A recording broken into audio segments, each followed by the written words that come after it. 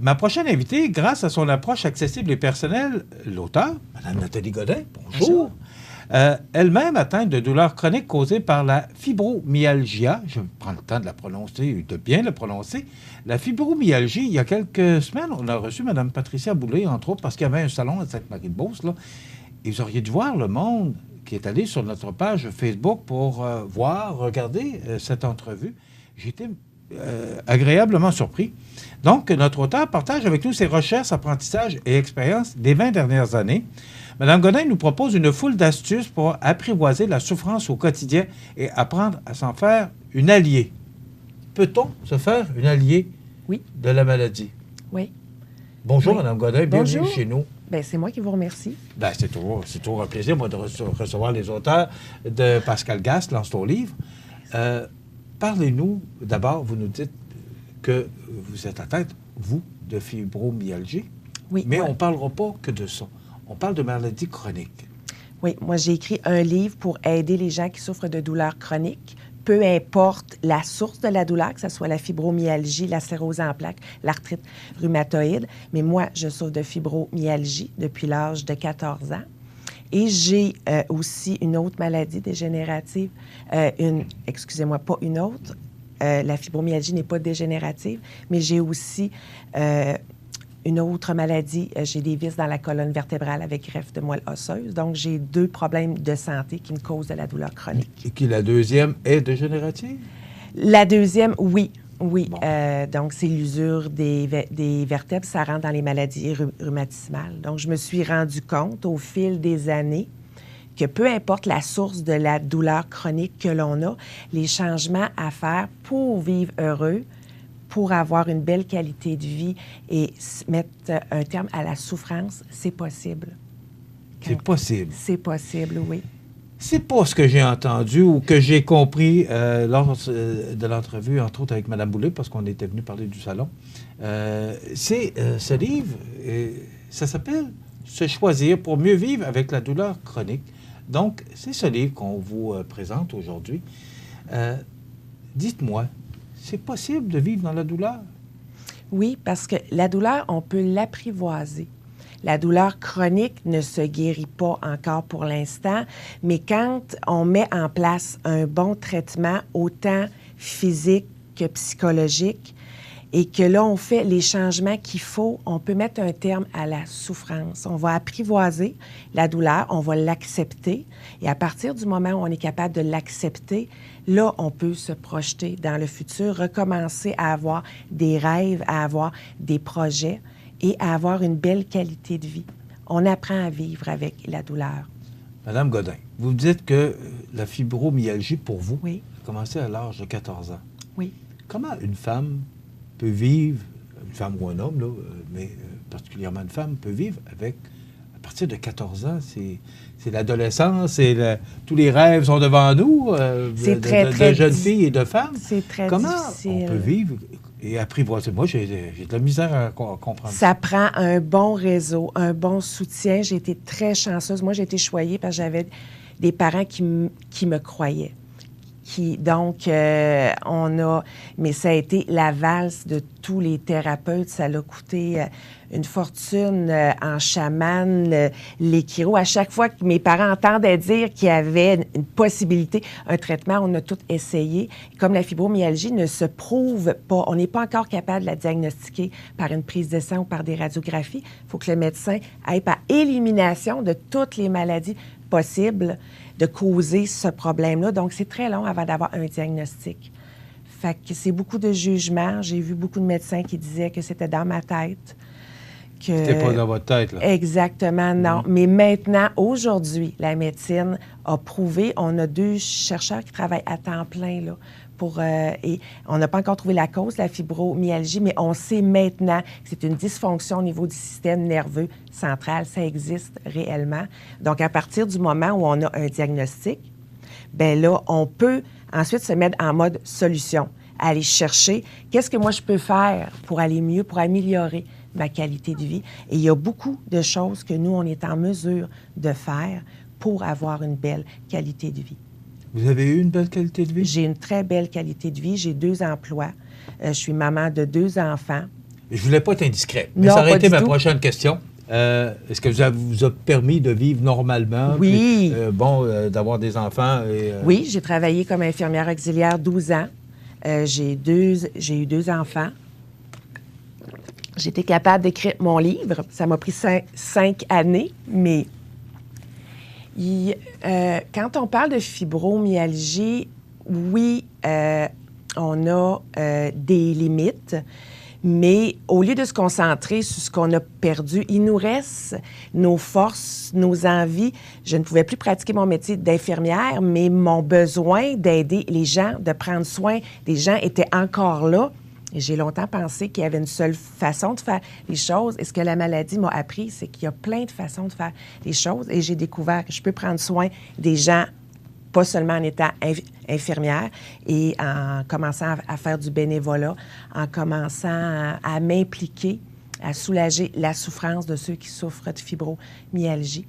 Puis sur mon parcours, ça m'a amené, avant d'avoir un diagnostic de fibromyalgie, on a pensé que c'était la sclérose en plaques. J'ai fait du bénévolat pour la sclérose en plaques. Je pensais que c'était... Parce que c'est similaire? Les symptômes sont similaires et la sclérose en plaques, il y a un petit pourcentage de gens que le diagnostic ne se verra pas, eux, non plus dans tous les tests. Alors, ayant les mêmes symptômes que la fibromyalgie, ça arrive là, qu'il y a des diagnostics qui sont trompeurs. Et à cause de mon autre problème de douleur chronique, je faisais partie de la Société de l'arthrite. J'ai appris leur programme. Eux autres aussi, ils ont un programme de soutien, d'outils qu'ils donnent pour mieux vivre avec la maladie arthritique. Fait que j'ai enseigné le programme PIPA. Donc, tous ces... Je me suis peut-être promenée. Ça a été long pour avoir un diagnostic, mais ça a été une excellente chose parce que ça m'a permis de voir que les limitations, peu importe que tu as la fibromyalgie, la sclérose en plaques, l'arthrite rhumatoïde, tu as un deuil à faire de ta vie d'avant, de ta santé d'avant. Et la façon de faire un deuil, elle ne diffère pas, que ce soit pour la fibromyalgie ou l'arthrite rhumatoïde. Donc, c'est de commencer par faire le deuil de sa vie d'avant qui nous permet, après ça, d'accepter notre nouvelle réalité, de l'apprivoiser. Quand on réussit à l'apprivoiser, on a une belle qualité de vie. Est-ce que psychologiquement, c'est difficile? Oui, c'est physiquement, c'est difficile, vous l'expliquez. Est-ce que psychologiquement, ça vous atteint? Ça vient vous chercher aussi? C'est très difficile. Les gens qui ont à vivre avec la douleur chronique, un gros pourcentage vont souffrir d'une dépression. Mais la dépression n'est pas causée par la maladie, elle est causée par la situation. Quand vous me demandez si c'est difficile physiquement, oui, parce qu'on se fait beaucoup juger. C'est une maladie qui ne paraît pas. La fibromyalgie, ça ne paraît pas. J'ai pas de déformation. Il n'y a pas d'enflure. Je ne marche pas croche. Donc, les gens, je donne des conférences. Je suis capable d'être debout 2 heures. Les gens, c'est difficile pour eux de concevoir que ça puisse nous faire mal. À ce point-là, ça ne paraît pas. Donc, on a à vivre avec le jugement, la non-compréhension. Moi, dans le milieu de la santé, ça a été très difficile. À l'époque, j'étais infirmière auxiliaire. Je n'avais pas de diagnostic.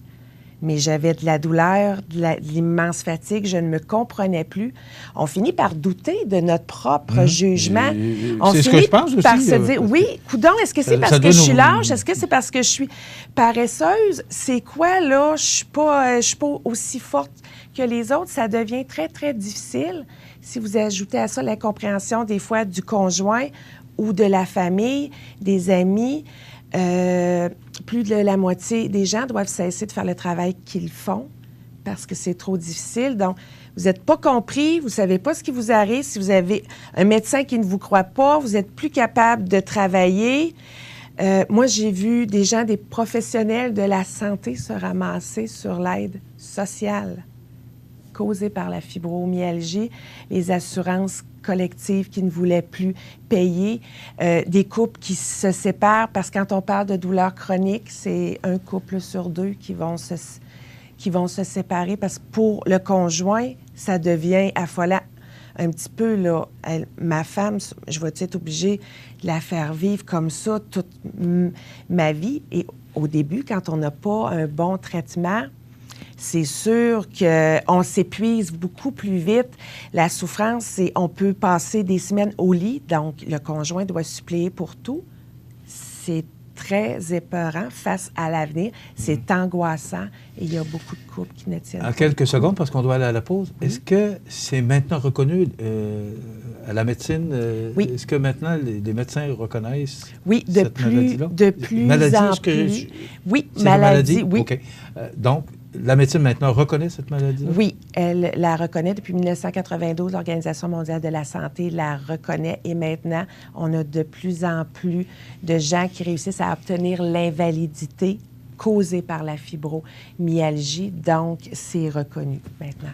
On va faire une courte pause. Là, on va parler plus du livre parce que moi, je veux savoir ce qu'il contient et aussi ce qui vous a amené à écrire ce livre-là parce que vous êtes infirmière, vous l'avez dit, vous n'êtes pas auteur, mais vous êtes devenu auteur. Oui. Alors, on en parle dans quelques instants. On s'arrête et on revient avec notre invitée, Mme Nathalie Godin.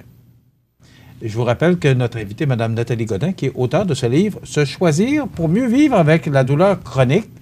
Vous êtes atteinte, on l'a dit et on en a parlé tout à l'heure. Madame, vous êtes infirmière. Oui. Et vous avez écrit ce livre. Qu'est-ce qui vous a donné l'idée d'écrire?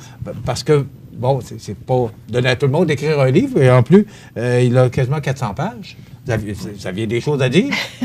Effectivement. Mais depuis 2005 que je travaille pour l'Association de la fibromyalgie, j'ai monté des conférences et des ateliers pour donner des outils aux gens.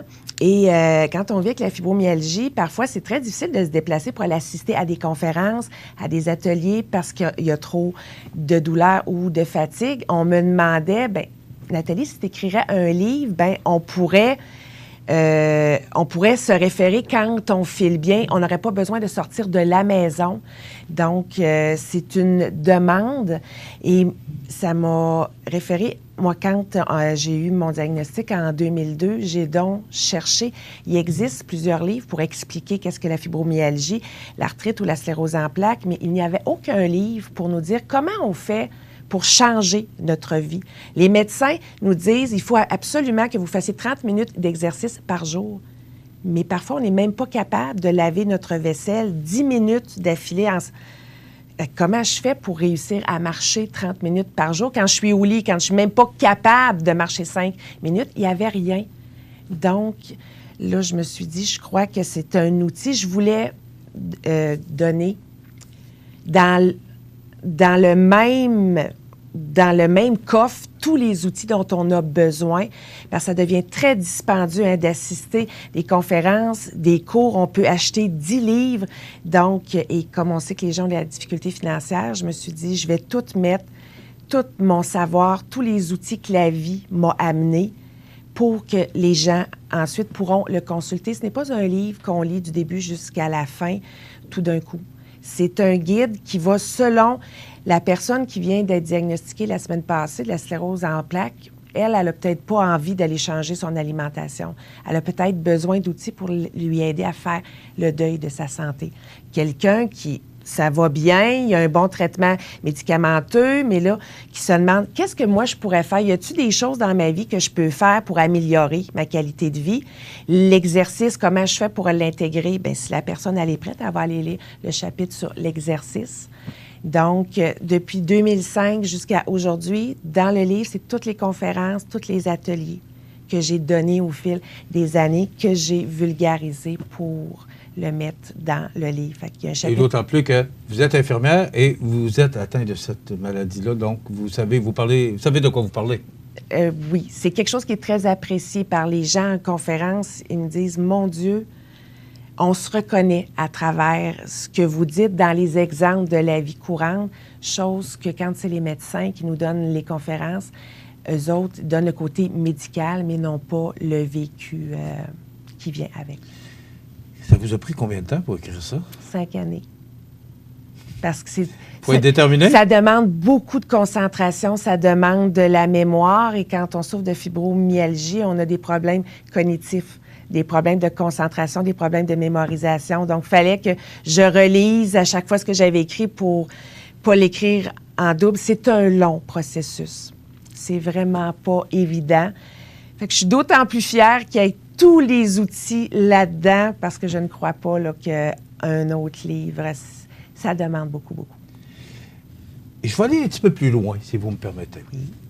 Vous dites que vous avez 2 enfants.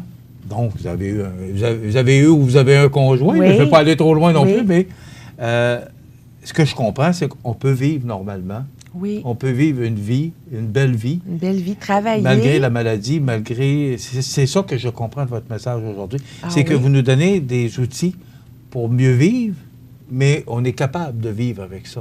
Oui, dans le livre, là, j'explique qu'il y a 2 techniques, le tableau de la visualisation, pour atteindre justement nos rêves, pour réaliser nos projets. Et l'importance de se faire plaisir, ça fait partie des traitements. Il faut faire les choses que l'on aime, il faut se faire plaisir, parce qu'on a 2 seules façons de produire de l'énergie, c'est par l'exercice et le plaisir. C'est les 2 seules façons que l'on a. Fait que dans mon livre, il y a énormément de trucs, de techniques pour justement là, augmenter l'énergie, augmenter la qualité de vie. Comment faire pour se mettre à refaire des projets quand tu fais des années que tu vis dans la souffrance, que tu vis pour les autres, que ton corps ne t'apporte plus de plaisir, ton corps n'est que douleur. Donc, c'est très difficile pour certaines personnes de recommencer à rêver, de croire qu'on peut avoir du plaisir. Et oui, puis j'explique comment faire. C'est un petit processus de pas à pas, mais c'est possible. Madame Godin, vous avez, vos yeux brillent quand vous parlez avec enthousiasme de ce livre. Vous avez de l'air tellement heureuse, d'abord d'avoir écrit ça, mais vous avez de l'air heureuse tout court. Oui, je suis C'est très ce que vous heureuse. dégagez, en tout cas. J'ai jamais été aussi heureuse. À 50 ans, je réalise mon rêve. Je pars en Grèce au mois de septembre. Mes jambes, c'est... Et le titre de mon livre, « Se choisir », il est tellement important. Parce que pour prendre les meilleures décisions pour soi, il faut se choisir. Et quand on écoute sa petite voix, qu'on comble nos besoins, la vie va mettre sur votre chemin tout ce qu'il vous faut pour améliorer votre qualité de vie et attirer là, les belles choses. Donc, se choisir pour mieux vivre avec la douleur chronique. Accepter la douleur ouvre la porte au bonheur. Et ça, C'est c'est vrai. C'est ce que vous dégagez ce matin. Madame Nathalie Godin, c'est dans la catégorie bien-être, santé, croissance personnelle, témoignage, c'est sous les éditions La Roupille. Vous êtes de Lévis. Oui. Et je veux remercier Pascal Gass, Oui. qui est l'autre côté de la caméra de Lance ton livre, pour nous amener des auteurs si formidables. Et c'est un plaisir pour nous de réaliser des belles entrevues. Merci beaucoup, Pascal Gass, qu'on ne voit pas, mais il est là, derrière les caméras. Et tous ces auteurs, c'est Pascal qui nous les présente, nous fait le bonheur de présenter ces gens-là à l'écran. Donc, merci beaucoup, Pascal Gass, de Lance ton livre. Madame Nathalie Godin, donc ce livre, Se choisir, il est disponible maintenant? Oui, dans toutes les librairies, vous Oui. pouvez le commander à votre bibliothèque, sans aucun problème. Est-ce qu'en 400 pages, vous avez tout dit ce que vous vouliez dire? Oui, OK. Oui. Il n'y en aura pas un deuxième. j'en suis... Non, Bon. je ne croirais pas. On ne sait jamais. J'aurais jamais pensé être capable d'en écrire un. Donc, on ne sait jamais. Bravo. Félicitations Merci pour ce que beaucoup. vous faites. Et je recommande ce livre. Je ne l'ai pas lu, mais moi, j'entends parler de fibromyalgie depuis quelque temps et je vous recommande parce que je pense qu'il peut grandement aider les personnes qui en sont atteintes. Ça complète. Merci beaucoup, Merci Madame beaucoup. Nathalie Godin. Au revoir. Voilà. Dans quelques instants, les grands titres avec José Soucy.